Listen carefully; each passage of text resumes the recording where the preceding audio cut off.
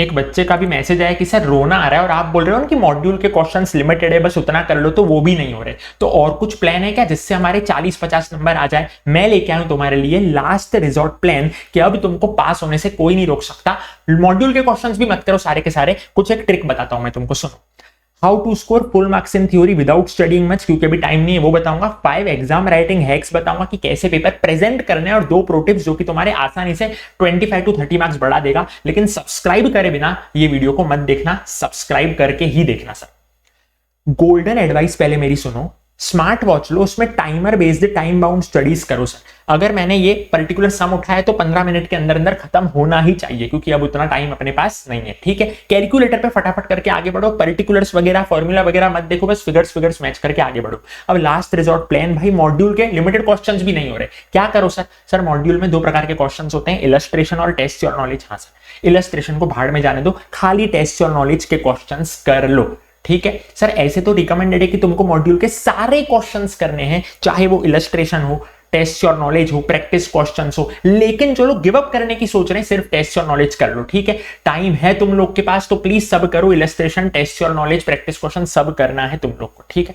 लेकिन कुछ नहीं से तो कुछ अच्छा, मैं बोल रहा हूं टेस्ट योर नॉलेज के भी करोगे, तुम लोग पास हो जाओगे सर। 50 मार्क्स तुम्हारे आ जाएंगे आसानी से, 50-60 नंबर आसानी से आ जाएंगे, बस एग्जामिशन भी आ सकता है तुम्हारे टेस्ट और नॉलेज के क्वेश्चंस में। अब इसमें भी क्या करना है, पहले तुमको 6 मस्ट डू चैप्टर्स करने हैं, फिर अदर चैप्टर्स तुम लोग को करने हैं। क्या बात समझ में आती है? सर सुबह में मैंने तुमको 6 मस्ट डू चैप्टर्स की लिस्ट दी थी, ठीक है, और पहले वो करो और फिर तुमको अदर चैप्टर्स करने हैं। ऐसा नहीं कि 6 मस्ट डू चैप्टर्स के बाद बैठ गए सर, नहीं सर, सारे चैप्टर में से क्वेश्चन आने वाला है सर। एएफएम में सारे 15 चैप्टर्स में से क्वेश्चन आएगा, लेकिन वो 6 चैप्टर्स तुम करोगे तो तुम्हारे 65 मार्क्स आसानी से कवर हो जाएंगे सर।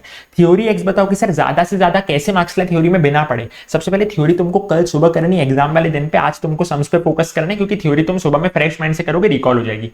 अब उसमें भी तुमको अंदर का एक्सप्लेनेशन नहीं पढ़ना, खाली हेडिंग्स अभी याद कर लो, चल जाएगा, ठीक है। आईसीआई जो एएफएम की थ्योरी में अच्छे मार्क्स देता है, वो तुमको ऑडिट जैसे स्ट्रिक्ट नहीं है, तो खाली हेडिंग्स याद करो, और एक्सप्लेनेशन की जो फर्स्ट लाइन है ना, उसके कीवर्ड्स याद कर लो, ठीक है। बाकी की जो अंदर की एक्सप्लेनेशन की 2-3 लाइंस जो होती है ना सर, वो तुम कुछ भी लिख सकते हो सर, जनरल अंडरस्टैंडिंग के हिसाब से। क्या ये बात समझ में आती है? बोले हाँ सर। सर सब कैलकुलेशन जो होते हैं ना वर्किंग नोट्स में, उसके कोई मार्क्स नहीं होते, यानी कि वर्किंग नोट के मार्क्स होते हैं, लेकिन वर्किंग नोट्स के अंदर भी बहुत बार सब कैलकुलेशंस होते हैं, तो उसके कोई मार्क्स नहीं होते। तो एग्जाम में टाइम वेस्ट मत करना कि तुमको सब कैलकुलेशन दिखाने बैठ जाओ, कैलसी पे करना और डायरेक्टली आंसर दिखा देना। क्या ये बात समझ में आती है? तो फाइनल आंसर तुमको लिखना है, हाँ, वर्किंग नोट बनाना है, हाँ, लेकिन वर्किंग नोट के अंदर जो सब कैलकुलेशन है वो तुम डायरेक्टली कैलसी पे करके दिखा सकते हो। 5 एग्जाम राइटिंग है जो कि आपके 25 से 30 नंबर बढ़ाएंगे। सुनो बड़े ध्यान से, आपको पेपर चालू करना है सर प्रैक्टिकल क्वेश्चन से, थ्योरी से चालू मत करना, क्योंकि जब फिगर्स मैच कर जाएंगे ना, सजेस्टेड आंसर में 2 लाख तुम्हारा भी 2 लाख, तो एक गुड इंप्रेशन पड़ेगा सर एग्जामिनर पे। सिंपल है, हाँ सर।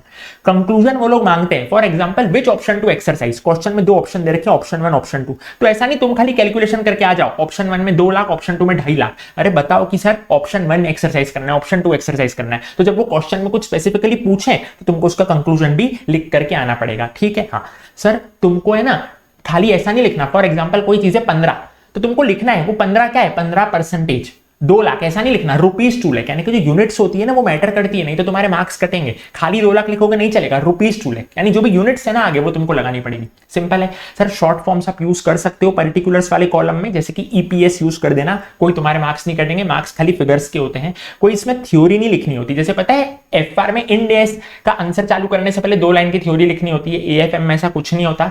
फॉर्मूला भी नहीं लिखोगे चलेगा, डायरेक्टली फिगर्स पे आ जाना सर, और वर्किंग नोट में क्रॉस रेफरेंस देकर के आना। यानी कि फॉर एग्जांपल मैंने एक चीज लिखी, अब मैं लिखूंगा रिफर वर्किंग नोट 2, फिर वर्किंग नोट बनाऊंगा। ऐसा नहीं हवा में वर्किंग नोट बना रहा हूं, एग्जामिनर ढूंढता रह रहा है इसका वर्किंग नोट किधर है, इधर है, भाई वो पागल हो जाएगा, ऐसे तुम्हारे मार्क्स कटेंगे। 2 प्रो टिप्स सुन लो, क्वेश्चन पेपर के साइड में जैसे ही तुमको क्वेश्चन पेपर मिलेगा तो पहले 15 मिनट में पेंसिल से लिखना सर। पेंसिल से क्या लिखोगे सर? क्वेश्चन नंबर 1 के बाजू में मैं स्टेप्स याद कर, मतलब मेरे को स्टेप्स याद आएगी, तब मेरे टीचर ने मेरे को क्या स्टेप्स बताई थी वो मैं स्टेप्स लिख दूंगा। मेरे को फॉर्मूला याद होगा तो मैं फॉर्मूला लिख दूंगा, ताकि जब मैं पेपर सॉल्व करने बैठूं तो मेरे को सोचना ना पड़े। प्लस आपको क्या करना है ना सर, जितने भी मार्क्स का क्वेश्चन है, फॉर एग्जांपल 10 मार्क्स का क्वेश्चन है, तो आपको मल्टीप्लाई उसको करना है 1.5 से, कितना है सर 15 मिनट। ये तुमको लिख देना है पेंसिल से, और 15 मिनट के अंदर अंदर तुमको वो क्वेश्चन सॉल्व करना पड़ेगा, ठीक है। ये तुमको पहले 15 मिनट में करना है।